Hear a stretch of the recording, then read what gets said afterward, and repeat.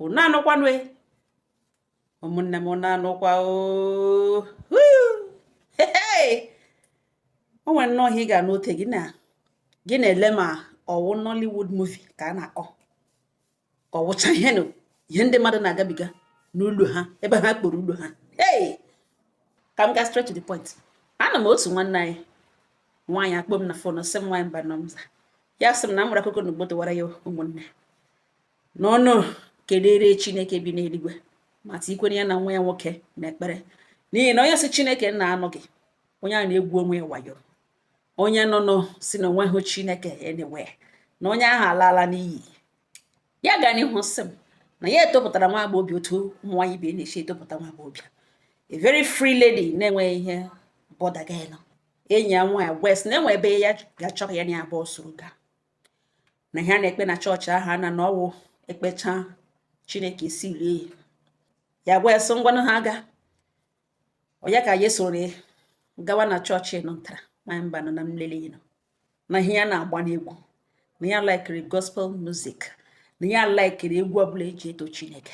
Ya erute nga ha na ihe band chọọchị ahụ na-akọwa ha akọcha eluigwe emepe. Na one young man na-agụ, ọ na-agụ akpata oyi na-awụ ya n'ahụ.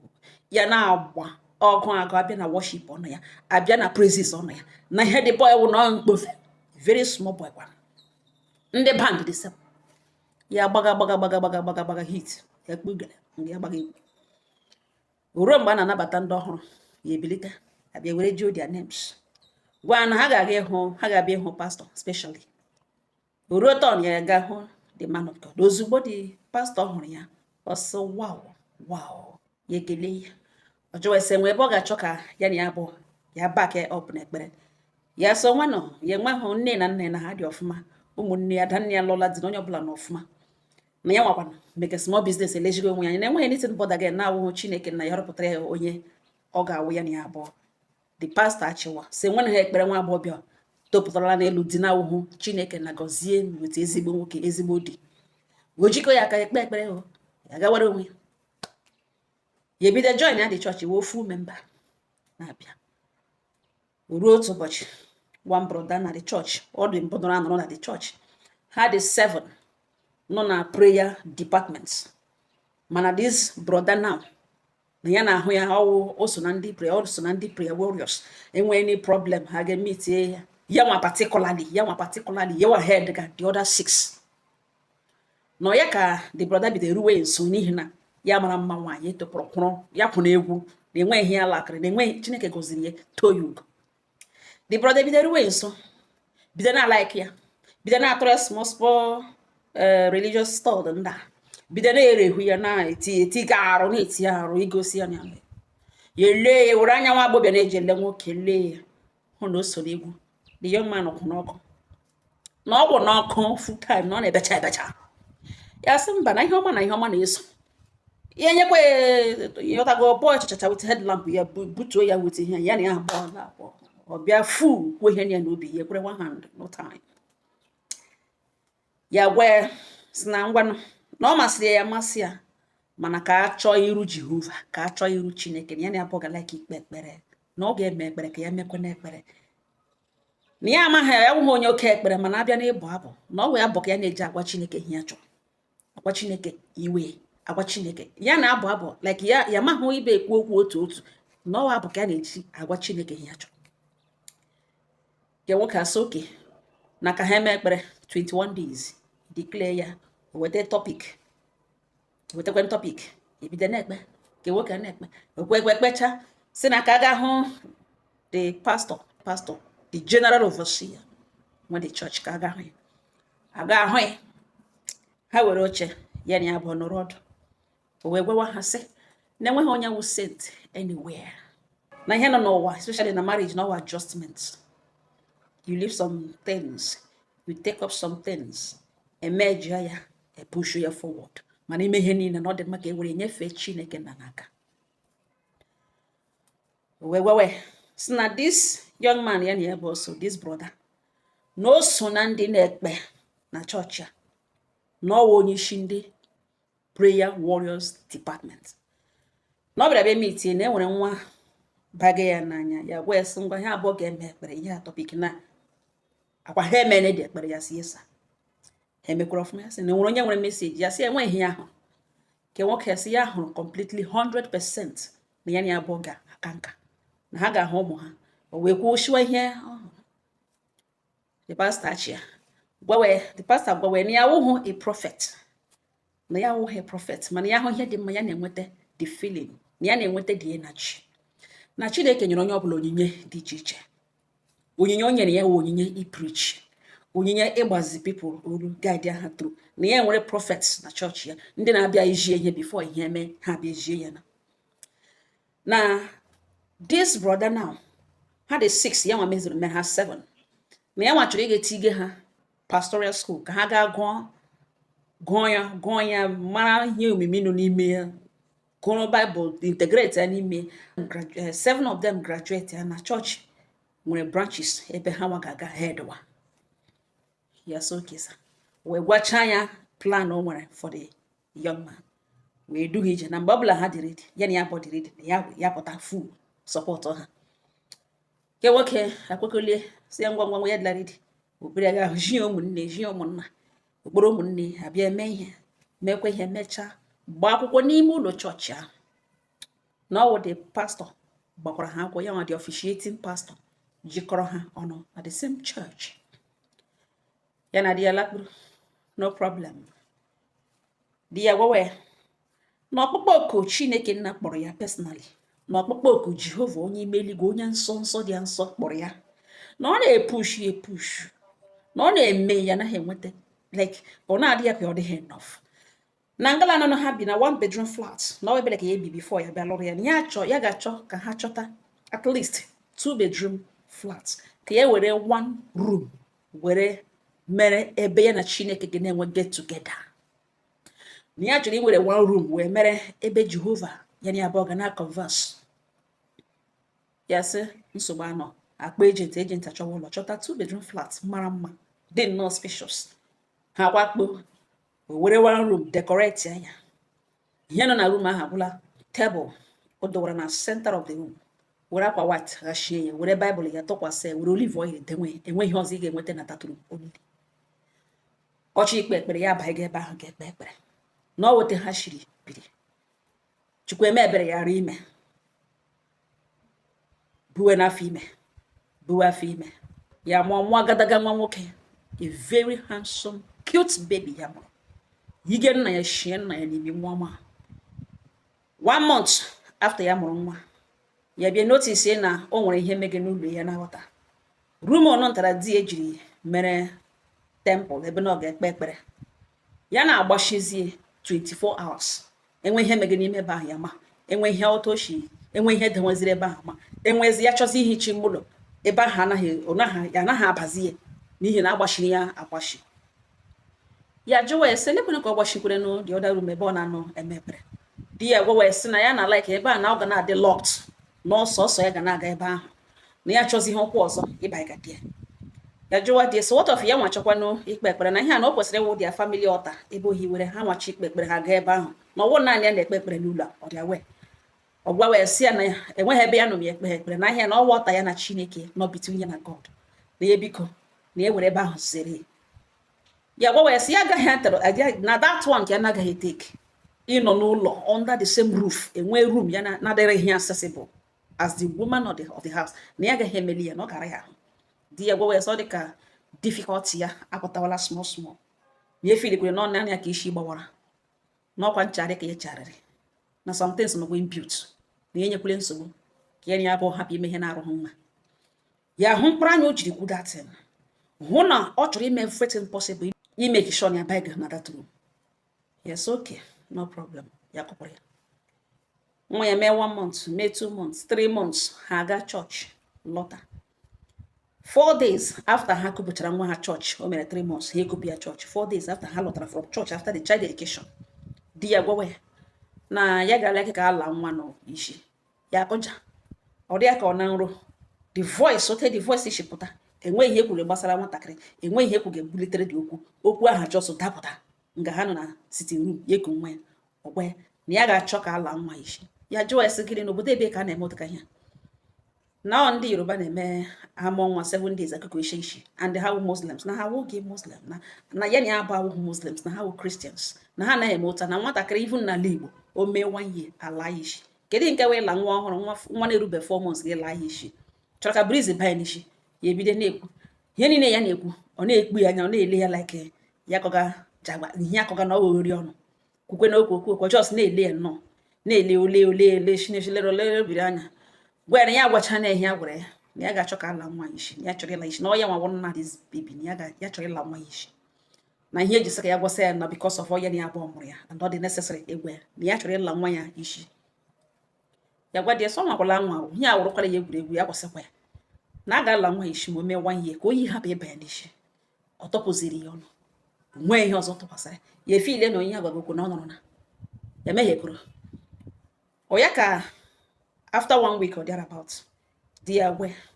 si ya na ya ga-aleke ka o mechie ishie kee ishi n'oke ụmụ Bob Marley ndị ka ogologo na ọ na-efit ya wee na oke ya na ya ga-aleke ka ya na ya bụ soro gara enye nwoke child dedication ọ gwawa ya si ihe ke attachment ke Bob Marley ka ogologo na ọ na-efiti ya gwa ya si agaghị ekuruli nwa ya ga sobege ebe a na-eke ishi ka ntutu hapụ ịbara na ọnụ di ya gwawa ya si na ebe ije aha na ọwụ Sọnde Friday na ya ga-aga shop what of ọkpọ onye na-eke dishi ọbịa n'ụlọ bịa eke ihe ha nụrụ na kọrịdọ kee dishi na-enwe mgbe ya chọbụrụ ka o kuru nwa gawa ebe a na-eke ishi ọwụ ka ọ kpọọ ndị na-eke ishi abịa n'ụlọ ngala anabịa eke na ya so oke in that case ka ya kpọgodo the girl ya mere fonu kpọọ the girl na-eke ya ishi book Saturday osi oke na ya ga-abịa na ya nwere mmadụ ole na ole ya ga-eke ishi that very day mana ya ga-like ibu ụzọ eke ya onwe ya ji nwa n'aka na ya ga-abịa as early as 6 o'clock na ya abịala so that ha ga-eketetọ before nwatakịrị na-etete dị na otetezie enwe ya emechaa ga-eme ndị enidiri ndị ka ọzọ ya ga-emekwa ishi that day he book osi oke o weta aka 6 o'clock na nwa ya ka nọ n'ezigbo ụra the lady akpọ ya na ya nọ n'ụzọ na-abịa na ya ga-abịaru in the next 2 minutes ewere brọsh saa ọnụ dị ready wepụtara ya attach ozugbo ọ na-akụla 5 minutes after 6 the girl awọchasịa n'ụlọ ya ebupụta oche na kọrịdọ ha nọrọ na kọrịdọ ha na-eke ya wishi ka ha ekegidere isi ha na nwa ya nọkwara n'ụra ya anụghị olu nwa ya enweghị ihe gara wrong enweghị ihe mebiri nọ ọ ya ka eke mienye dị isi nwa ya bewe akwa bewe akwa gosiri na ọ na-ediele nne ya ya si the lady o chere ka ya gaa rush nyetụ nwa ya na for at least 5 minutes the lady ya si okay no problem ya pụta gaa na bedroom ka ekuru nwa ya lo and behold nwa ya mba nọ ọ bụrụ na nwa ya bụzigori makpa di ya werele razor blade kukushicha ntutu niile na nwa ya n'isi mefere ụmụ otu isi nwatakịrị na-agbaka bọtụ ya etinye Jesus na gịnị wụ ihe ka na what just happened na ya nọ na nrụ ka ya nọ na gịnị ka o mere ọ gwawa ya sịkwa ya na ya bụ ọgwụ ya kwa ya gwara agwa na ya chọrọ ịla nwa n'isi ya ebe gbaburute onwe kurute nwa isi nwa ya emechaa ntị nwatakịrị na-akaba aka na-erubedu 4 months ya ebe nwa ya ka mmiri fonu kpewe ada nne di na fonu gwawa ya sị elekwa ihe nwanne nwoke mere na nwa na-erube 4 months kwesịrị ka ala ya isi ada nne di ya sị na ọ nna mụrụ nwa ga-ekwu onwe ndị na-ala ndị wọtọfụ ndị Yoruba na-alakwana 1 week ya jụwa ya sị ha wụ ndị Yoruba na ọ gịnị ka ọ ga-eji laa nwa ya isi nwa na-erube 4 months for what ada nne di ya koro gbado ya mepụ gbanyụọ fonu kpọwazi ada nne ka ya gwawa ihe mere na nne tie sị gịnị no kwesịghị ekwesị nwa na-erube 4 months briz ga-agbakwa ya n'isi ya na-ebe ya niile ka ọla ya na-eme ebe na-akwa anya mmiri ya gwa dị gelu kege isi si ya dịzighị ndị mood ya na-ekezi na ọla gaghị ekewe ndị ọ chọrọ ike isi ya na-ekegezi niile nwee ebe ya na-aga on Sunday na ihe ahụ di eso okpe agacha on Sunday na ego o nyere nwere bịa isi na ọgwụ ka o were hapụ ya nara ya nwe na ihe ọ chọrọ ime na o mee na discharge dị gị alawa ya eburu isi hafuo ya gwa ya si ya ga-agwa mgbe ọ ga-abịa ịtụ apụ ike ya ịtụghachi kere okere na eke na ọ ga-ekewe ndị ke o mere ya ga were ihe net kwuru baiga n'ibe akwa n'ime kọl ya mmiri fon kpa adanada nne na-abasị mba na ọ kwesịghị ekwesị na ọ dị too small ya mmiri fon kpọwa pastọ ha si elekwekwe ihe mere na o kwesịrị ekwesị ka mara ma otu esi eme na chọọchị na chọọchị ya ka ọ gatara ken pastọ abawasị gịnị what nonsense kedu ihe ọ ga-eji ala nwatakịrị na-erubeghị 6 months nkịtị not even 6 months n'ọwụwa ihe ka a na-anala isi gịnị ka o jiri laa isi na ya chere ka ya kpọọ ya na line ya gbanyụọ ya nọtụzi obe fonu dị eri nke o were fonu si akwa ya ripọtụ wale ebe niile na ihe ya sị ka ya gwa na ọ na-emechi ihe ọnụ mechi ọnụ na ọ gabara ya na ya bụ uru mana ya ghewe ọnụ ya were fonu na-eme kọla ya ga na-aza kọla na ya sị ka ya gwa na isi ala ya walala ya na onye nwawo nna amụ na ọ na-ekwu distin ya na ya ahụgazi hụ di ihe ahụ ga na ọwụ demon bezeze ọbacha bịa pikizie kọlụ pastor the pastor ajụwa so gịnị ka o ji laa nwa isi at that tender age for what ọ gwawe na ya nwere message ya nwere the inspiration ya dị led by the Holy Spirit ịla nwa isi pastor agwawe si ya ma ihe lead gị ya na enweghị Holy Spirit has nothing to do with ihe o mere ugbu a now na ọwụrụ ka ọ rọrọ ka the Holy Spirit ga-edi lead ya ịga la nwatakịrị na-erubeghị 6 months nkịtị bụ ofozikwa gbanye na ọgbanye mgbe isi nwatakịrị aka ala ọ ga-ala ya isi n'ụdị a gwa ya ọ ga-eji ala nwa ọhụrụ isi n'ụdị o kwesịghị ekwesị ọ dị wrong ya bịa hụ te pastọ shi na-abara ya na ọ na-asị ya dị sorry sir ya dị sorry sir the man na gwasị ya kọwa akwa isi nwa ahụ ọfụma na ya were fon nye nwunye na werezie fon nye ya na-ebe the man of God asị ya na ebe ụlọ na ihe mere na emene na ọ ma na di ya dị too prayerful na ya agaghị ekwucha much ebe ọsọ ya dị led by the Holy Spirit na ya hapụwa na ka ahụ na ọ gaala mana ebiko kọvawakwa isi nwa ka briz hapụ isi n'isi ba ya n'ahụ ya so kesa agbanyụ fon ya bege jụwazie ese ebe ntutu nwa ya lapụtakwara ya n'isi nụ kedu ebe ntutu nwa ha nọ ya ọsị ya na ọ flush ale na ya gala ya laburu ka edenwe ka ọ ka ịdala ya laburu ka e were mere fancy na ya lala isi flush ya na ya flush ale na enweghị ntutu ihe ya na-ele from that very day ụjọ dị ya na-atụzi ụjọ enwezie fear ya na ya abụghị nọ na the same room ya hụtagazi ihe ya na owe man of God that ebube ahụ eji mara born again Christian ya na-ahụzie n'ime because ya na-ahụ mgbe n'okpekpe eme ya baga n'ime ebe ahụ gbachi ụzọ ọgụtụri ya ga anọghị olu ya mgbe ụfọdụ ọ ahụ dị ya tete n'ọkọta ajụ ya si na ya kpechara ekpere gbuelata isi ya nwee trance baga ka ya nweta meseji from God mgbe niile ebe ahụ ka ọ na-alakpuru ma ọchị lakpuru ya gbanwee nkịtị na-ezekwenụ ya nakwa na-atụle ya na-ekpekwenụ n'ihi na ihe bịakwutere nte n'ọnụ karịrị nte otu obi si ya be very very prayerful ya na-ekpekwenụ ya na-ekpe ma ya bịa ihe mgbe ụfọdụ ya bịa na-eme ka ya na-enweta ilo ịda mmiri inwe obi ịda mba obi ya na-ada mba so gịnị ka di m ga-eji nọrọ another place na-ekpe ekpere gị nwa nọrọ another place na-ekpe ekpere na the same family otu obi si ya kpewe na ose a na ọwụ isi ha lara nwa something dị wrong ya na-ekpe kemgbe ahụ ejiri la nwa isi ya wuo onye ekpere anọgideze nwa ya ebidariawa nwa ahụ na-abidariawa na-ebugharị ya na-agwa di ya sọkwa ọhụ na ihe ya were na ya wekwara oyi abara nwa n'ichi di ya sị God forbid na Chineke nna na-awụghị onye amụma ọga na Chineke nna ọ gaghị ekwu si na ọwụ ya kwuru no ya ekwu udo taa na ọwa eze ụfọdụ ndị mmadụ sọkwa na ọwa eze a na-ebugharị nwatakịrị a na-ebugharị nwa ya akwụrụ dirip agbara nedo agba ọgwụ emeke nwatakịrị na-arịa ọkpụkpụ isi nwa ya na-apụtashi ya na-ebe ya kọvaga mgbe ụfọdụ ya ga-ekpughe nwatakịrị be n'otu ise na hit emenwene stil ime abalị otu ahụ ga na-acha nwatakịrị ọkụ eme di ya baga ebe na ya ekpega ekpere ahụ na-acha nwa ya ka nọrọ ebe were mmiri na-emetụ na tọwel na-akọntrolu the temperature chi hala n'ụkọtụ lekwe n'ụlọ ọgwụ ihe emegidere ruo otu ụbọchị nwa ya nwetata onwe ya ọ hapụta ya ehi ụra abalị nwa ya ehikwene onwe ha ụrọ na temperature mana ọ tara ahụ ya na-eme ka o recover chiewo n'ọkọta ya gwa di ya na ya gala ka ị ga hụkwa na ada nne ka ya na ya bụ ọnọtụkwana ka briz busetụkwana nwa ka ya ekwurụta ya pụ di ya no problem na ya nwa nwere supply ya nwere ime ọ gawa bụ biznes ya gawa na aka ada nne ya ekulite nwa ya si ya na ọhịa nwa ntakịrị ọsọ oji ahụ na nwa arịaga ọrịa na ọhịa ameghe nwa na ụta nwa dị na nke a karịrị eze na ihe awụghị ụtọ ọrịa eze shi eme ụmụaka na nwa atagazi ahụ too much ka onye bụ H na I na V na ọ gala rụọ na test ya sị na test niile emechana na ihe na ọhịa echere ebe last week ya ejiri gị ụlọ ọgwụ ka emeso mekọtacha test niile emechana ya ha nọ nwa ya n'ahụ ọsọ adanne elewe ya anya otu adanne shi lee ya anya lee nwa ha anya ụjọ ezuo ya ahụ ọkụ ya n'obi kpum si ya lawa ugbo na-edi ya n'anụ chọọ wee baiga na datrum nwanyị mba nza ọ si agwa adanne na enwere ihe ya chọrọ ịkọsatara ya na ọ kwesịrị ekwesị na ote edi ya wo a brother na the same church ya na abụọ na ka the same church n'ebe 2 bedroom flat ha gbakpuru na ya na di ya ihe na ngwongwo niile na ọ nọ na 1 bedroom na the other bedroom di ya jiri mee temple ebe ọ na-ekpe ekpere mana 24 hours ụzọ ahụ na-agbashi even ya onwe ya na-aga nga ha ga ekpe ekpere na ya aghọtaga ahụ ya echekatala datị na otu ya ga-esi nụrụ n'ime ụlọ ọrụkwa ka ihe nnele na Nigeria movie eme ha bịa sọsọ ma ọ gasị na abakwara na that room mgbe ụfọdụ emecha baa ya wụrụ na ọwụ ozu ndụrụ nga mgbe ụfọdụ emecha baa ya wụrụ na ọwụ discover na ọga nwere ka ọba na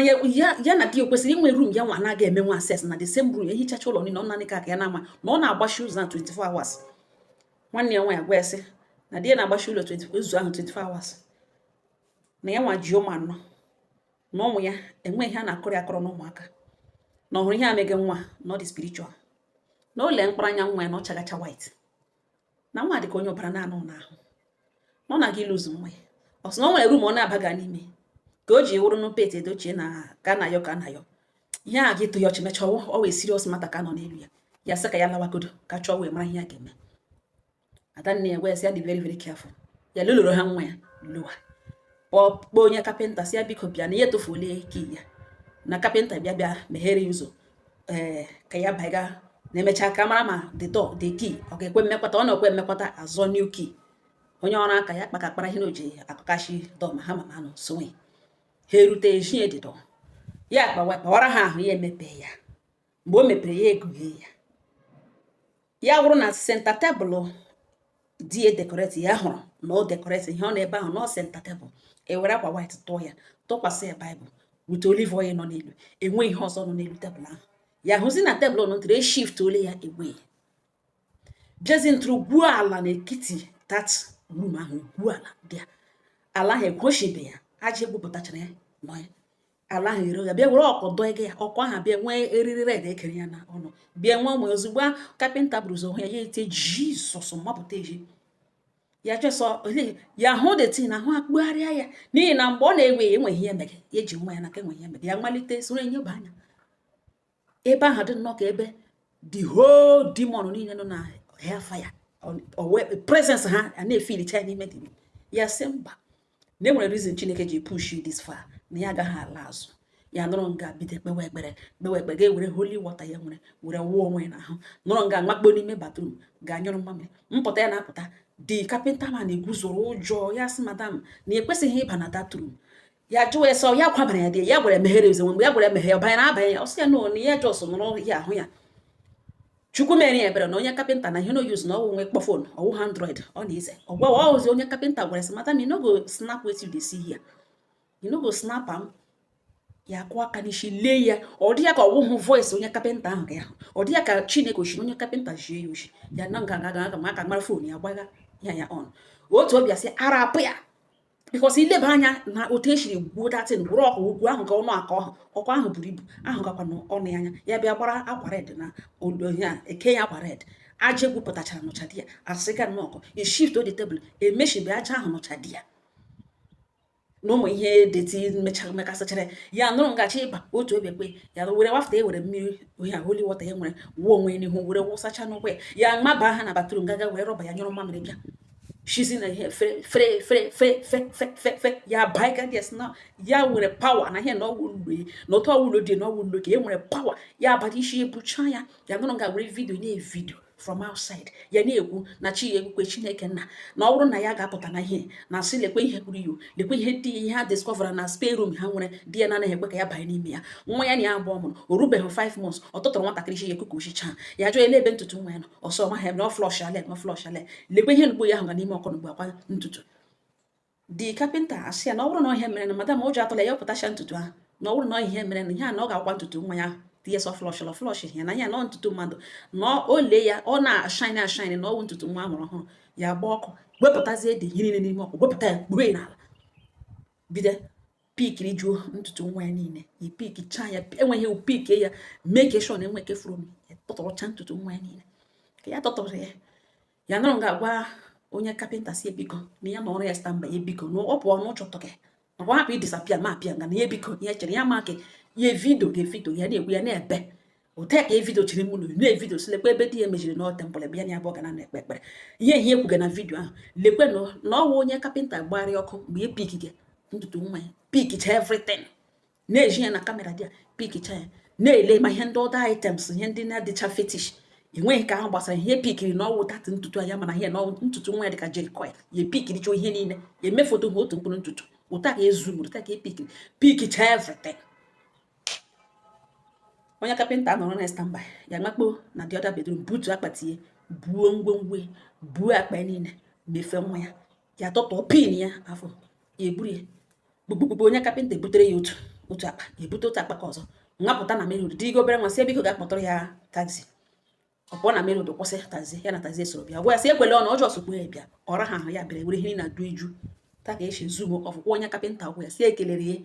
at least ọwụ eye witness n'ihi na ya vidio techara ya even onye kapịnta ya vidio techara ya were detin na vidio lawa na aka Adanne ya webe ihe bụ ngwongwo egata nwere ebe ọzọ ya ma na that city na ọwa Adanne ya na ọkwana onye na ya nọ bifo ya hụ nwoke na ụgbọelu ya gakwuru ya Adanne ya ahụ ya ka o bu ma ngwongwo mana ma die mana ha sọ gịnị mere di ọkọrọ ihe n'ihi na di Adanne ejighị egwu na gịnị ka ọkọrọ ihe na onwe ya ya sị mba o na mba nga ọkọrọ ihe ga-akara ya mma na nga ọkọrọ ihe ga-akara ya mma na elekwa nwa ya na nwa ya na nwa ya ma nke ya na-ekwu ekwu ya jọs mgbaghe fon were that video ha ga Adanne na die n'aka ha sị n'ọcha ha elegelegele na ya gezi olu ya nga ya begakwa na ihe ekwu na otu echi na-ekwu ya ma lekwa ihe room ya ụlọ ya na di ya chọtara 2 bedroom flat were otu mere temple otu temple na ọgbachite ya n'anya 24 hours ụzọ gbachiri agbachi na ya na ọ na-ekwe ka ya bata ya oyi anyị na-eme na movie industry ọwụ ihe ya ga na Nollywood o mene n'ubi na onye alụrụ ya fil n'ọbọ na ege na ogene bụ ihe ke ya ogene bụ ihe ke na ihe o jiri la nwa ya isi nwatakịrị na-erube 4 months a gara dedicate ya 3 months just few days after tọtọrọ isi nwa kokoshi ya na ọhịa webe ihe o ji isi nwa ya nwatakịrị na-arịa ọrịa Chineke nna bi n'elu na-ebe na fona di Adanne eguziri otu di ya nọrọ ha ya eguziri di na di ya na-asị demanụ fon ofu ebe dewa ha na-abụọ na-ele ya sị gịnị ihe ka fim ka emeke ka gịnị ọsọ ihe ha elege na ọwụrụ m ya n'ụlọ ya sọ ọwụrụ m ya na ọwụ dị ruo ebe di ya sọ temple ya di Adanne ya gwa sị mgbe ya ka mụta na Chineke alụọrala na obi n'igwe alụọrala na nwa nke a ga-wee great man na ọhụrụ ihe o mere na ọwụghị onye ọbụla ga-eme ya laa na ka ha jikọdogodo aka ọnụ kpee ekpere na ụjọ dịgodo ya first ejide Adanne elidi na ekpere kpeke na ha nọ na ekpere nụ ntara di ya kpoo ya jụọ ya si ya elole ya si ya mba na ya elobeghị ya dịkwana shon ya ga-elohe ya ga-elohekwa di ya jụọ ya sọ n'ihi o mere gịnị ka onwe ihe mere gịnị mere ya jụọ ya sakwa ya jụrụ ese ele ebe ntutu nwa ya na ya bụ n'ọsọ flọshale ọ sị na ọ gịnị ka o mega ebe ahụ o ji mere tempụl na ọ sị na ọ gịnị ka o mega na tatru na ọ sị na ọwụ chi ole gị ka ọ na-ekpere na ole nga ha ekpege ihe kere okpege na ọ sị na ọ gịnị na ọ sị na ọ gịnị mege na ọ sị na hei ụgbanyụ efon na ntị vai nọrọ nga na ya nọ ha nkọta ya tili ya after 1 hour okpeghachiwe jụọ ya sị kedu onye nyere ya right and permission ịba ga ebe ahụ na ihe ahụ ọ hụrụ kedu ihe o filiri na ntutu ahụ na ọwụghị ntutu nwa ha na ya biko return all that hair ma ọ bụrụ na ọ ma na ihere isi aka ahụ oge nwoke di Adanne zobirizie ya fonu jụọ ya sị Mr. Man otu onye anaghị enwe nwa ijọsọ gbakpo n'ime ụlọ Chineke nọrọ ebe ahụ na-eme arụ na ihe Chineke kwadoro ya kedu ihe ị ga-eji ifu na this point tone nga na-ala elu you don't know when to give up ọ Chineke emege ihe na expose are you contending with God ị chọrọ ịmachikwa aka Jehova sị na ọ dịgo ka ọ ga-adị na o ruole na njedebe ị ka chọrọ ịma Chineke aka kedu onye na-etretụ ya gbanyụ fon o rughị 30 minutes lekwe ya wọchasha bata oge ya nwoke si ya na ya cheregodo biko na ya nọrọ na kọrịdọ ka ebute oche ya na diskọsọ ihe ọ bịara ọgwawesị oke napụrụ nwunye na nwa ya ka ọ gịnị kedu ihe ọ ga-eji asị ya nọrọ na kọrịdọ na famili ya nọ hie chere ka ọ kpọrọ ya nwunye ka ọ pụta ya epikiri ka ha lawa na-akọ ihe ọ na-akọ oge nwoke agwa sị na nwunye nga agbaala ọsọ ndụ mgbe iru ebe ọ ihe na opin ya nọzi ebe ahụ something gagara on nwaanyị gbara ọsọ ndụ ọgwawesị na ọ gịnị ka ọ hụrụ na ogiri ka ọ hụrụ onwe ihe ọ hụrụ na onwere ihe ọ hụrụ na ihe shi n'ụlọ ya na-abata kedu ya jos ebe mmadụ kwakpuru ọhụrụ ị ga-eme few things na ọwụ nnu by then na ọma hụ na ya vidoro everything mgbe o kpere ọnụ ka ejiri gwa ihe ya gwere na ọsị ajụghị eso gịnị ka ọsọ mega na rum ọ bụ ọsọ temple ya ọma hụ na ya eji evidence ya na-ekwu na ọwụ nnu ka etiri ebe ahụ na ọwụ nnu and ọkụ na ọkụ na baịbụl ọkọrọ gbago ya kọrọ gbatuo oge nwoke sọ wụrụ na ọwụ nnu no problem ihe ọ bụla ọsọ ọwụ na ọ wụrụ ya na gịnị kwanụ ka ọ ga-eji beri ọkụ ha otu ahụ na that room ndị gburu dị ala nwunye ahụ ya onwe ya nwunye ahụ kwana egwuo ihe niile everyday 24 hours agbachighị ebe ahụ agbachighị na onwe ahụ shame ọ na-ajụ ajụjụ ofe onye na-ebiwa ụmụaka ọgwawe hit na-agba ya okuru hit hichacha si ya mgbe ya kpọrọ ya nwunye ka ya na ya bụla ka ekilia ọ ga-enwe ka gwawa sị na nwatakịrị nwaanyị gbọrọ na ọ ga-enwe gbọrọ ọsọ ndụ bịa n'ụlọ ya na ya gaghị erelizi ya back to onye ọ gbagoro ọsọ from na na-eme ya eme na ya wụ onye Igbo na mmadụ gbago ọsọ ndụ gbakwute nke kwara ha sendị aha ya onye ahụ mere ya otiri ụgwọ ọsọ na na-eme otu ahụ na ọ bụrụgotu ma ya na ya abụọ ga-emechi the two families ga-abịa together ka mara ihe achọghị ya ọsọ marakwana otu esi etiri okwu ọnụ oge nwa ga agbara bịa n'ụlọ ya kwapụ ha ya na because of ọwụ di na ya na-alụkwa nwanne da woman ọ na-alụ ya ama ihe ọ na-eme na otu o si eme mana ihe ya chọrọ ịgwa ya na ya hụrụ dete not too bad n'ogede ga a na-akọ na onweghị ihe ahịa hụrụ enweghị ihe gosiri na onye nwe this property onye nwe ebe a enweghị ihe gbasa Christianity o mepechie mkpụrụ anya sọsọ hụrụ gịnị ya si oke mahụ your wife video everything o video ihe niile ihu ntutu nwa ọhụrụ ị ga-ama na ya ntutu nwa ọhụrụ na ya ntutu bụ turquoise very tender very soft hair na nwa ga-eji tiju aka na ihe na-agaghị abara ya uru ọ gwawa ya sị na omenala chọọchị wụ chọọchị na papa ya mere na-eme n'ụlọ ha ya gwawa ya sị ọgọdụ na ị chọrọ iyi respect omenala ọ gaghị awụ n'ụlọ mmadụ ibi ị ga-aga n'ụlọ dịka omenala ahụ ebe a na-eme ya na famili ebe nna mụrụ gị na ya di nwanne ya ụda nne ya gwawa ya na ya wụ onye Igbo pure Igbo man ma tradition na ya na-ekpe chọọchị na ya maka omenala na ụdịrị ihe a ya hụrụ na vidio ahụ ọ chọrọ ime na ọ gaghị eme ya n'ụlọ onye ọzọ ebi na another foundation ụdịka omenala na a na-eme ya ọ gasị ya kpọlata nwa ya ala ga-eme omenala n'ụlọ nna ya ọ n'ụlọ ya onwe ya rụrụ ọwụhụ n'ụlọ ebe ọ na tenant ọ gịnị ka ọ na-akọ o mere ha ọ na ya rie si welu enwe ebe e mere ya na-awụghị ya na ihe ya bịara wụ na ọ kpọlata nwa welata ntutu na ihe ahụ awụghị ntutu nwa ya na this and that the man agwa ya sị na gị chefuo na onye ọbụla bata na this matter a ga-ejiri ntutu ahụ gaa mee DNA test na nwa aka ga-erupụta ntutu a ga-ewere ntutu ahụ ga-eme DNA test ọ gwawazi oge nwoke so na kedu otu a ga-esi ama na ntutu a ga-eji arụ ọnụ dị test na ọ ga-nwunye epikitere from ọkọ ahụ na ọrụ ka ya na ya abụọ nwere plan ịhapụpụ ya na nwa ya lapụta isi alara ha ya na asọ oke ka tetara na from the same isi nwe kedu otu a ga-esi ama ya gwa oge nwoke agwa ya na nwunye gị vidoro everything gị hụ isi nwa ọhụrụ first hair a na-ama ya second one a na-ama ya na ọ bụrụ na ọma ya kụziere gị hụ first hair nwa ọhụrụ a na-ama gị hụ second one alapụtara na ama na ya nwa nga ji ụmụ na ya nwụhụ ụmụaka ọṅụrụ nga na swel na obi nwunye elotu ka ya bịa kpore ka ya na ya bụ diskọs ọsọkwa ya were baịbụl ṅụra ya ihe ya were baịbụl ṅụra ya nwa mba nọ ihe ya na oge nwoke nọ n'eji ya nọrọ na windo n'ote ya na ada nne na-ele ya nọrọ na nnọọ na windo ya na ada nne na-ele di shie ọkụ mmamịrị ọkụ ya na-ele si nọkwa ya nọrọ nga na were di vidio gwa ada nne si ya jiri fọwọdụrụ vidio n'otu the general overseer adanne sara ọgbaga ị na fọwọdụrụ ya ma omenala dị chọọchị ị mara na ka onye ka ahụ na-eme na chọọchị bụ n'ike awụ ihe chọọchị ihe na-agụ aka ike weta ya iwepụtala ntutu nwa kọwakwanụ dị ọkụ mara ihe a ga-emezi ugbu a na-awụ ka e were ekpere folo ya ọp and a ga-agala ụlọ ya ga-ekwu ihe o ji ntutu nwa eme agwazie na enwe ihe mere nwatakịrị kekwa ka ọ hapụ iwu na eriele nwatakịrị spiritually na-eche echi ọ ga-ajụ oyi agwa na enwe ihe mere nwa na ọ gaghị adịzi a ga-efolo ya ọpụ na ịwụ chọọchị wọs i mewere ihe ọdịnala ị ga-esikọ ndị ọdịnala eme omenala ha na onye agụwụ chọọchị agwaghị esi efi ihe ewu ihe adanne gwere ọrụ ka ogbire ya uche ya nọrọ nga pịrị mmiri fonu kpowe bade na ọ pụwala ọlawala ọnụ n'ụzọ ya gwa ya sị na enwe ihe mere nwa ya na ọ ga-epurufu n'ụdị ọbụla ejiri kpọọ ya ka o purufu na ya bụ ya erukwela echi ya si ekpege chọọchị na ndị chọọchị anaghị aṅụ iyi na o rute mgbe ọ ga-erute na ọ ga-epurufu riri ya bikos ya enwere evidence na ọwụ onye dibịa ha dịgo onwe n'ime chọọchị na ya gwachara na enwekwala ihe mere nwa ya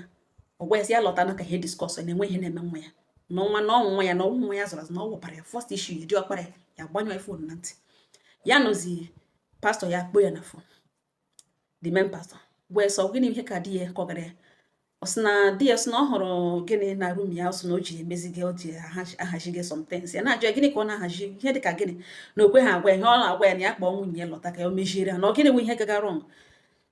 ya gwawa pastọ na kwa o chetara mgbe ọ gwara ya datị na ọ lara nwa ya isi nwa na-erube 5 months yes were ọgwa die na onye fon die were fon nye ọgwawa ya sị na ya kọva akwa isi nwa pastọ si yes na ọhịa gwara ya gwawa ya sị afta ya na ya zọchara ka ọla ahụ ehichacha anya mmiri jụọ ese ebe o dewere ntutu nwa ha ọgwa ya na ọ flọshịrị na oji ya na ọ flọshịrị ya emeghekoro ya gị na ha fọsụ ya fọsụ ma ya nọzi otu rum ọsọ o ji mere tempụ ọ na-agbọchizie 24 hours ọ naghị ekwe ka ụkwụ ya baa ebe ahụ na kemgbe how many weeks na nwa ha ga na-arịa nke ikubita na-eji ya afụgide fọ ya ga na n'ụlọ ha ya ga ụlọ ọgwụ na-aje sọ gịnị ka eji lakwa na nwa this age ishi mgbe ụfọdụ asọ weze motas ndị mụrụ na ụmụaka okpurula eze si na ihe anọwụ ha eze na ihe rịga nwa karịrị ihe eze si gaa lee ihe chọọ ihe megị na ya ekpekọtala ọnụ ya etogologo ọ ya ka ya fọsụrụ onwe ba ya ga na rumo onu ntara ka ya ga naga kpekọrọ Chineke ma webe ya ga anọkpe ya Chineke aza erute di ahụ na-ahụzi na tebụl di ede nwere ọsọ webe na ọtọkwasa Baịbụl shift ole tebụl na center of that room ya egwu ala doego ya ọka ukwu ha ka anọ ọka o buru eriri red n'olu di ma na-eti Jizọs bide kabashawa na fon bu eriri na gịnị wee ọka o bu eriri n'olu ya gbaa ọkụ n'ime ya hụ ntutu nwa ọhụrụ ka ọ nọ nke ekege lọlọlọlọ ntutu na ihe ndị ọzọ nọ n'ime ya kụwa ya dupụta ya kụwa na ihe na ọnwụ ntutu nwa ya nwere witness ya ọkwanụ kapịnta bịara bịa kpaka ji ụzọ na o soro ọhụ ihe niile ya video everything ihe niile na eji on record ya na nga pikiri jo ntutu nwa eme ka ịshọ na ofu afọ ha ebe ahụ na otu esi buru ihe lawa na ote ya na-agba igbo na nwa ya kemgbe ha mere weeks oji ha ahụ nwa ụtọ mere na ya alụchana dị ma na awesi di ọnọdụ ya sị ọ gaghị anọ ya na ọ nọ n'ụlọ ya nwa na anọghị ya na ya nọ na ka ụmụnne na tomorrow na ya na gị make entry na police station the pastor agwa ya sị ya na tomorrow ka ọ ga gị make entry ya sị ya na time agabe na ya gawa now 2 o'clock na ọ ga-meet up ga-eme ke entry n'ihi na onye menwere n'ụdịrị ihe a nwere ike inwe backup ka ha hapụ ịbịa die na ndị otu hapụ ịbịa gbuo ya n'abalị before Chineke na ya gawa ugbu a na-agaghị eme ke entry Adanna ele ya ele Adanna onye ọbụla emepecha anya dị mana si ya hapụ ihe niile ọ na-eme gawa na ọ gaghị eme ke entry na police station were ihe niile o ji as evidence submit ya ebe ahụ were everything submit ya ebe ahụ do law anaghị eme entertain fetish mana ọ submit ya gwa na ya nọrọ miles away from him bịa sign ya undertaking not the very very important na ihe pastor gwagazi na time ọkane nga ya na-ekwuge na 2 o'clock na ọ gawa ugbu a ga-ebido make with the entry Adanna esi ọkwa eziokwu kwuru ha gbocha doro phone were kwuru ọsọ gawa na police station ga-eme ke entry the Sunday ya gbahitere ya bịa hụ chọọchị mana somebody akpọ ya si na gịnị sigara ya na di na pastor kpọpụtara di ya na kọmitii ebe emege ihe na abụrụ di ya na ihe mere the man si na okene na okpegere na okpegere na ọwụ ọgọ mmụọ na ere street actually from the church na di ya wụzikpe member of the man so chọkwa ịhụ ya n'igwe around the church because o kporo di ya na-ajụ di ya kọrọ gbago di ya pastor jụọ esi na ọ hụrụ ọkụ kawa hụ ọkụ tiri ọkụ ebe a ka o si hụ ọkụ ebe a ya si tiri ọkụ na ọkụ awụghị ọkụ ọjọọ na the man of God agwa na ya tara ya another church ka ọ hapụ iwetara ha ahụ ọjọọ na ya tara ya n'ifu nga ha achọrọ iji send ha na pastoral school ejiri the man chọrọ ịdị school ndị pastor agaghị agụ nwere otu esi ekwu otu the man si ewepụla aha ya na achọọla ya ọgwụzi na ọgbakọ o ji doo ya na Adanna anya na ihe ọ na-eme this church amụghị ha ama ha gbasara ya ha chọọla eme ya spell ọgwụzi ihe eme mba na that church na by the special grace of God na since anyị ji jidekwe ntutu nwa na ọ na ha erikọfala na ha ọka na-acha nwa ya every midnight na ọ kwụsịla na nwa ya na-eriziwo ngwongwo ihe dị elu na-ekpe everyday na ya bịakwana ka ya na-edozie na ya bịa ka ya na-edozie ngwa na o rite ọnọrọ ntutu ka ya gaga tọsa aha ya ebe a na-ala isi ya tụtụrụ ya gwa ya sọ wụhụ ntutu nwa ya ka ọ na-abịa ịkọ ihe ahụ na-akọ na ya kpụrụ ndị nwe bịa nara ihe ọ kwụrụ n'isi na marriage na ọgwụla ọ na-arịọ sọ oke ọgwụdụ na marriage agwụla na ya egwu ego ya ga-eji setụl ya mana ihe ahụ o ji asị evidence as video si ya ewepụtala ya na ya ga-grant ya divorce na m jụ unu ọ bụrụ gị ga-asị ka idesa ihe na ọsọ ga-grant ya divorce mana ya bịa wepụtawa video bụ ejinwe evidence na ọ dịghị necessary na ọnụ divorce ka ya chọrọ ya ga-enye divorce no problem na nwere ebe bịa gbotowara unu ịnụ ngala ugbo ene na ọhịa mere onye ọzọ ka ndị ọzọ ji wee mụrụ aka ka unu ahụ na this man ugbo pastor na that church the overseer okporo na this guy get ige na pastoral school ya gochire chịpụta ya bịa buo amụma ya bịa hụ ụzọ ya bịa bewe onye obi tụrụ aka pịkwa na-adagharị gburugburu ya were dị ahụ ọjọọ wega na the main church wege na the headquarter a na-ahụzi ya na ọ branch of that church unu ahụrụ ote Chineke si tụpụga this man tụpụ ya ka igwu otu a ka ụfọdụ ndị brọda na-eshi weta ahụ ọjọọ n'ime chọọchị iwetara chọọchị ahụ ọjọọ e nwere ihe dịsị ụmanụ kwuru mgbe ọ na-ebido okwu ọ sị na mgbe ha gara ịhụ the man of God mgbe ya na this brother mgbe alụbeghị gara ịhụ the man of God gwara na ekere oke Chineke kere oke nyere onye ọbụla oke n'aka na ya wụhụ a prophet anaghị ebu amụma mana ya na-agbaji olu prichie ihe ọjọọ na ihe ọma n'ime chọọchị na-enwekwara ndị Chineke nyere onyinye amara iji hụ ụzọ mana today some pastors ga-eklem ha nwa prophet ha na-agwa agwa ele nye aka ihe niile ha sa ha sofa kpọrọ ha man of God ha woman of ihe niile mgbe aka m ji hụtatụwa that man na ọ dị real plus ihe na ugbo ome chụọ this man ba ọ chụọ ya from church ya wepụ aha ya from the list of ndị gwe na ọwụhụ Chineke dị ndụ ya mara ka ọ na-efe na-enwe ihe ofe ka ya gafewe ya bịa chụọ ya from his church ụna na-ahụ ọkwụnụ na-ahụ ote ụfọdụ ndị mmadụ ndị ọjọọ si ewetara chọọchị ahụ ọjọọ ewegara ụfọdụ ezigbo ndị mmadụ ewegara ha ahụ ọjọọ ụnụ na-ahụtụwa na dị ọ sị m gwa ụnụ kelere Chineke na nwa ya mewe n'ọfụma na ha respondụla to treatment na ahụ ọgbawala ya ọ na-ahụ ya ndụ achịtawala na nwa ya di ya na-ebe agwa ya si ya wepụta ihe ọbụla evidence ya daa ya na ya mgbe ọbụla ya dị ready for the divorce na ya ga-grant ya mana ọ chọkwara inyekwa second chance na ya ga-eprove ya na ya mean no harm for them na ọ ihe chọrọ ime mgbe ọ chọrọ ime ya gwa na odori anya ugbo na nwa ha recoverwala ya gwa sị na nwatakịrị na-arịa ahụ ekpere nne na nna ọ ka o recover ọ recover pụtara dasị na ọnwụ ya sị nna ya asị ka emechaa okporo ndị nwe bịawa na ya glarịdị na ọ wee baka okwu nọ na